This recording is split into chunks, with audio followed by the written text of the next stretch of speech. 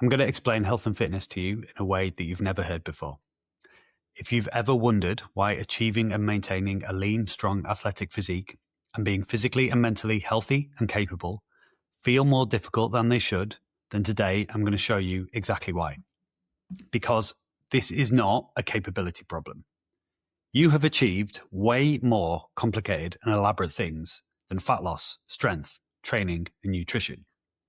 I work with guys who are academic professors, chief financial officers, business owners, sales executives, software developers, consultants, doctors, marketing experts. Loads of them are fathers. Many of the others who aren't fathers have helped to raise kids as uncles or other relatives. They've held down long-term relationships. They've achieved way more than fat loss. And if you can do all of those things, then health and fitness should be easy. So why does it seem to be the one thing that evades otherwise smart, successful, capable guys? Listen up. I'm going to give you the answer. I've always assumed that if I work on making the training and nutrition protocols that I use with my clients as simple, efficient, effective, and sustainable as possible, that would fix health and fitness for them. But it's only part of the solution. Because even with that, there are aspects of self-improvement that even my most successful clients still struggle with from time to time. And I've often wondered if there's something fundamental that I've missed or I hadn't satisfactorily been able to answer. So often clients or other people I know in my life will ask me, how do you stay so motivated? How do you stay organized? How do you stay productive? How do you make sure you go to the gym every day and you eat a healthy, nutritious diet and everything else? And my answer has always been frustrating. My answer has tended to be, well, I just do it. That's not helpful. And in reflecting on questions like that and questions like, why is it that some of my clients seem to excel and do better than others? And in talking to many of my clients and many other people over the last few months, I came to a realization. Traditional health and fitness programs tend to fail successful, driven, capable midlife guys because they demand a level of optimality and perfection that is simply unrealistic and sustainable. But it actually goes deeper than that. Because the thing that nobody talks about is this. By the time you've navigated a day or a week of high-stakes decisions, back-to-back meetings or calls, and relentless cognitive demand at work and at home, there's nothing left for willpower, focus, motivation, or discipline. And then your training program or your nutrition asks you to summon exactly those things every single day. Therefore, even with a program that's as efficient, effective, and simple and sustainable as the Mind and Matter method, there's always going to be that challenge around energy and focus that are required to actually execute on it. And this is what leaves capable, clever, driven guys stuck in what I see as being one of two loops. The first is procrastination, endlessly waiting for the perfect time or looking for the perfect program, doing research, saving more content, putting the perfect plan together, thinking they're doing their research or their due diligence, but really it's just procrastination masquerading as research. Or summoning a burst of motivation to do something drastic, like a 6-week shred or losing a load of fat in advance of a holiday or a wedding or whatever, getting results, but then falling off when life hits. I've been bouncing these ideas with clients and other people in my life over the last couple of months, and I was talking to my friend David about it. David and I often share ideas and experiences and bounce ideas with each other. He's been on the podcast. And he said to me that my theory makes complete sense and resonates with him. He said that I think it's got worse since the pandemic and the switch to remote working as well, as we're all on meetings all the time at the same time as checking emails in the background and sending Teams messages. So often, after a day of that, I genuinely struggle to make decisions about what to eat or feed my family. David is a smart guy. He knows how to train. He knows how to eat. But the cognitive demand of his day-to-day life, reacting to circumstance, the endless influx of information, data, and notifications means that by the end of the day, he's cooked. He doesn't have the energy and the focus left to actually execute. And once I saw this, I couldn't unsee it. I started seeing it everywhere. I've got clients who have been absolutely nailing it. They've done amazingly well for months and months, and then something has hit in their life. For example, some unexpected news, not even necessarily bad news, just something that increases cognitive load, or they've been sick or something else, and it's hit them way harder than it should do. And the reason is the same. Their brain's capacity is being drained by all the other things they've got going on in their life, which makes the training and the nutrition more difficult.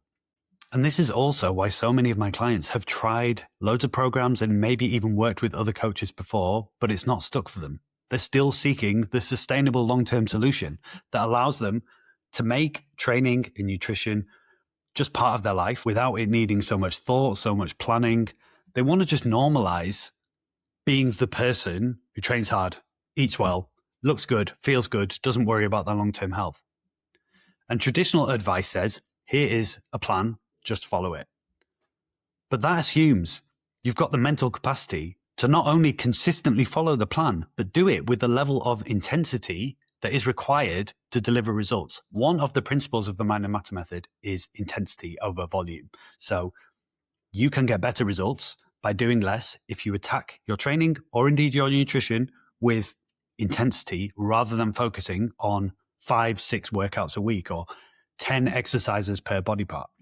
So what we are now starting to focus on in the mind and matter method is helping you to free up the mental bandwidth so that consistency, intensity, energy, and focus make the plan possible and sustainable.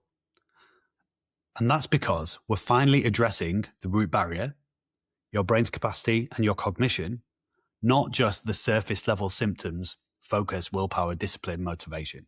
So if you've ever wondered why you keep starting programs that you can't sustain, or why you're stuck in the procrastination loop looking for the perfect plan or doing more research, or when you do summon up the willpower to actually train consistently, you feel like you're just going through the motions, doing 3 sets of 10, or just moving from machine to machine in the gym without giving it the intensity that's required, or why you ask yourself, I know what to do, why can't I just do it? Or why you're constantly feeling behind or reacting to circumstance or feeling like life has control of you, whether it's work or family, and you're just being pulled along, failing at things that you should find simple, or sacrificing your health because everything else feels more urgent. Now you know it's because we need to be training your brain as well as your body. Because when you unlock this, you'll break the restart loop once and for all. You'll finally have clarity over what matters and how to focus on it with intensity. You'll build momentum that actually lasts. You'll feel in control, not constantly reacting and playing catch up. And the best one of all, you will perform better everywhere. Loss, physique become inevitable, but you also become more in control, more proactive, more confident at work, more present at home. You experience less rumination, less stress, and you just exude a sense of calm, confidence, and self-belief because you finally realize that the solution to self-improvement, not only doing it, but making it stick, is working on your brain's capacity as much as it is working on your body. And this isn't just about looking better. It's about operating better. More focus and less reactivity at work. More present at home, not drained at the end of the day, just slumping on the couch, watching Netflix for 3 hours or scrolling your phone. And building a lean, strong, capable physique. Being the guy who everybody knows takes care of himself without it feeling like another demand. Work, home, training, nutrition, any other projects or other self-improvement goals you have, all now working in alignment, finally, for the first time. Sometimes in the name of market research, I will scroll Instagram and look at other fitness content because I get served the same ads as you. I get served ads for busy dads, busy professionals, fitness over 40, yada, yada, yada. And all of the adverts look the same. They're all following the same templated script. Are you a guy in your 30s, 40s, or 50s who feels like they've lost their mojo or they've lost their energy or they don't have the zest they had in their 20s? If so, you need to do X, Y, Z without list of things you don't want to do, whether it's being in the gym every day, tracking your calories, whatever. But the template and the process is always the same, and the adverts all look the same. And if the adverts look the same, you can bet that the programs are all the same. The fitness industry is trying to sell you on the idea that all you need is a better plan, ideally this coach's plan. But you don't. I've just explained to you why that's not going to work. What you need is a better system, one that finally gets all the aspects of your life working in alignment to make fitness and physique achievable and sustainable. So how do we actually do that? We need to train your brain in two ways. Firstly, we need to remove the cognitive drain. So the things that are draining your cognitive energy through the day. Simple systems to help you feel more organized, less decision fatigue, so that by the end of the day, you've still got focus and energy left over. Ways to close open loops in your work life and your home life. Simple processes that allow you to feel in control and mindfully productive. And then alongside that, we need to build your cognitive capacity. Working on metacognition, working on recovery, downregulating your central nervous system. And we don't do all of this by giving you loads of extra stuff to do or loads of homework. That would be pointless. We do it by embracing the same principles that underpin the mind and matter method training in nutrition. Essentialism, slowing the fuck down, intensity over volume, efficiency, and execution. What that means is you improve your performance, so you're more focused and present at work and at home and in your training and with your nutrition. And that means the physique finally becomes achievable because we've fixed the root cause. So reducing mental load, building your brain's capacity, and then embracing the principle of imperfect consistency to make it stick. Firstly, reducing mental load. The aim is to slow the rate at which your brain's cognitive capacity depletes. And think of this over the course of a day, but also a week and a month. Think of your brain like your smartphone battery. When it's fully charged, everything works optimally. When you wake up in the morning, after a restful night's sleep, your brain is at full capacity. But once you hit low battery mode, non-essential processes turn off on your smartphone to preserve energy. So every time you find yourself skipping a workout or going through the motions, or you're looking for answers in the fridge at 9 p.m, or you get to Sunday night and you think, right, this week I'm going to lock in and get back on it, the cause is that you've exhausted your brain's energy to the point that you are now running on low battery. And the non-essential processes and systems that run focus, discipline, awareness have been turned off or turned down to preserve energy. So our goal with reducing mental load is slowing the rate at which your brain's battery depletes. There are absolutely loads of ways that we can do this, and this is what I'm going to be building into the Mind and Matter method over the course of the rest of the year. But if you think about the principles of slow productivity and mindful productivity, the work of guys like Cal Newport, Oliver Burkeman, Paul Millard, Anne Lawler Kunf, Brad Stulberg, the goal is not do as much as possible or be as productive as possible. You're not a robot.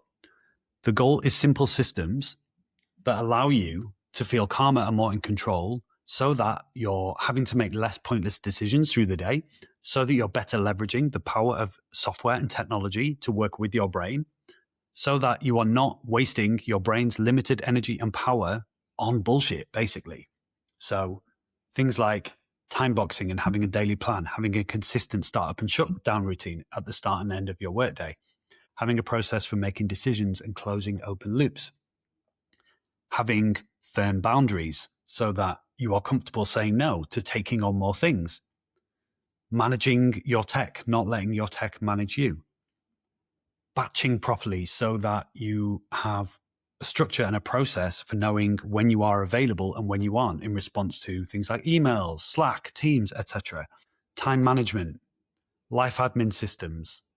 There's so much to this, and it's all about starting with something small and achievable. The best place for most people to start is with a daily plan, a consistent startup and shutdown routine that allows them to just take away the decision of how do I start my workday and how do I finish my workday, and just having a process to work through. So that's how we slow the rate at which your cognition depletes. But we also need to build your brain's capacity. So we've started preserving your brain's energy. Now we're going to make the battery more powerful. And again, there are loads of ways in which you can do this, but the best place to start is by thinking about recovery, by thinking about metacognition, and by thinking about awareness. So metacognition is the act of being aware of your thoughts, emotions, and feelings and creating separation between them and your reaction to them. Because where there is space, there is a choice.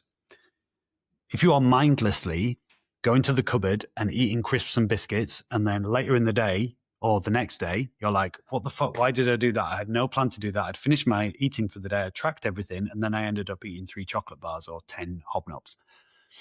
That's because you are not aware of the thoughts and emotions so that you can create space and create an aligned action rather than just mindlessly doing something. So actively working on your metacognition and your mindfulness with tools such as meditation, journaling, breathwork. There's loads of ways you can do it, and it's about what resonates and what fits most for you. But that is a legitimate superpower, the ability to be aware of your thoughts and emotions without necessarily acting on them is so powerful. So on a Tuesday or Thursday, when my brain's convincing me, you don't have time to go for a walk after lunch, you've got calls this afternoon, you need to prepare for them, I can be aware of that thought and I can think, thanks for that thought, but I know that if I go for a walk, even if it's just for 10 minutes, it's going to help my digestion and it's going to help me be more focused and energized for my calls this afternoon. So yesterday, Tuesday, I had the thought, I ignored it, and I did what I knew would help me feel good anyway.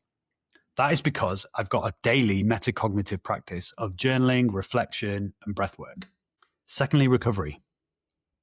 Your central nervous system has 2 states, sympathetic and parasympathetic. Sympathetic is fight or flight. It's when adrenaline and cortisol are raised. Parasympathetic is rest and digest. It's that sense of feeling calm and de-stressed. There's no good or bad. We need the sympathetic nervous state. We need it when we're pushing out the last few reps of a bench press. We need it when we're at a job interview. We need it when we're running away from a tiger. Or we need it when we're presenting in front of a room of 200 people. But if you stay in a sympathetic nervous state, your cortisol is going to be chronically elevated, even at a low level, which is an impact on your recovery and is going to deplete your energy and your sense of focus and your ability to actually execute and perform in the things that matter in your life. So the quicker we can downregulate and get out of a sympathetic nervous state into parasympathetic, the better. And the same things that support metacognition are going to help here. Deep breathing, meditation, just having a practice that allows you to sit still in solitude, calmly, for as little as 2 to 5 minutes a day. And we've all got 2 to 5 minutes a day. There are other things that help here, enjoyable experiences, creative flow. So for me, when I'm DJing, I'm not ruminating, I'm not thinking about anything else. I'm just in flow. That supports my recovery.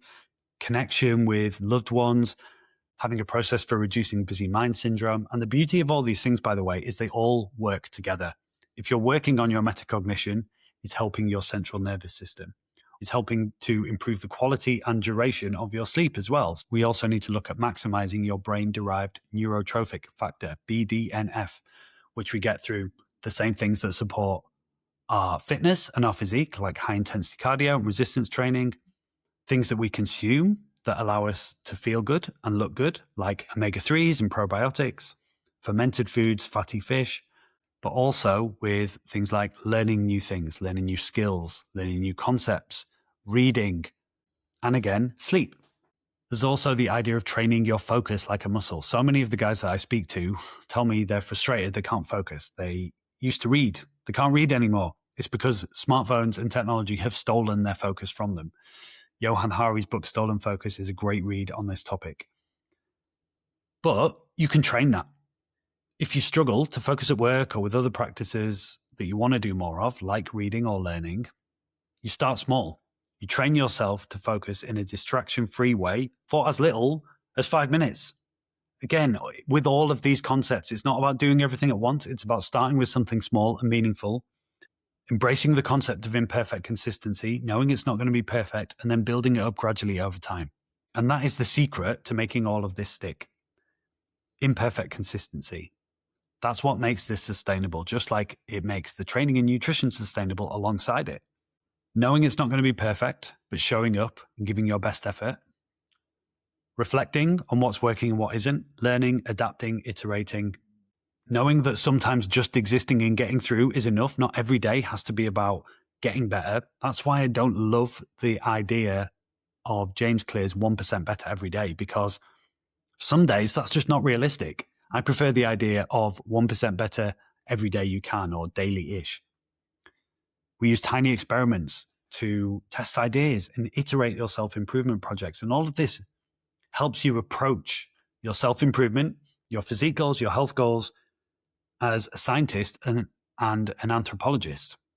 There is no failure, there is only data, and the data informs what happens next. Hopefully you can see that everything I'm saying here, it's not about productivity porn. It's not about having Obsidian and Notion and reading loads of productivity books. I've read the book, so you don't have to. You don't need thousands of apps or the most complicated system. The best system is the one that makes sense to you and your life. And I have learned this the hard way from trying to follow so many self-improvement and productivity frameworks, systems, using all of the apps, and then realizing it doesn't actually matter if my process is imperfect by optimal standards. What matters is that it works for me. So I've tried Obsidian as a second brain, but I prefer Evernote, which is really simply just notes, like Apple Notes. And yeah, I can't link things together and it doesn't look fancy, but it does the job for me. So with everything I'm saying here, we embrace imperfect consistency, and we embrace the idea that just like with the training and nutrition, it's not about having a specific optimized plan that I develop for you. It's about me giving you the frameworks and the protocols to reduce the decision fatigue that you experience, that makes sense in a way that you can then implement them in your life, but as a way that's adapted for you and your needs. So now you know why traditional health and fitness is underserving you, why it's not meeting your needs, why the obsession with body transformations or lose 10 kilograms of fat in 3 weeks or 6-week shreds, etc., is not going to work and is not realistic and sustainable for smart, driven, capable midlife guys like you. This is the next evolution of Mind and Matter Fitness. When I've been thinking about this, I've realized that instinctively, I always knew it was there. For starters, the business is called Mind and Matter Fitness. So I knew that this was absolutely integral, but I just hadn't joined the dots properly. I often share Oliver Burkeman's work, Cal Newport's work, and Lola Kunf, the guys that I admire, influence the way that I approach everything that I do within the program.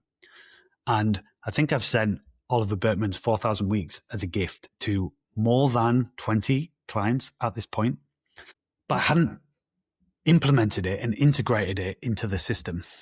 And that is the next evolution. There are guys now in the community buying the same daily planner as me and following my startup and shutdown process.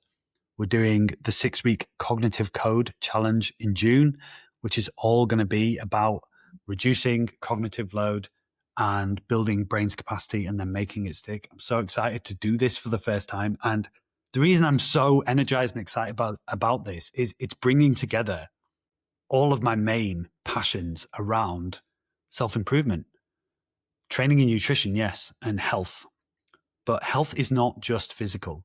Health is about your mental health, your cognitive health, your emotional health. And this is the gap. This is what has been missing. So if what I've said here hits with you, if it's resonated, if it makes sense to you, or if you are listening and you have ideas about how I can make this the best program for knowledge worker midlife guys, then I want to hear from you.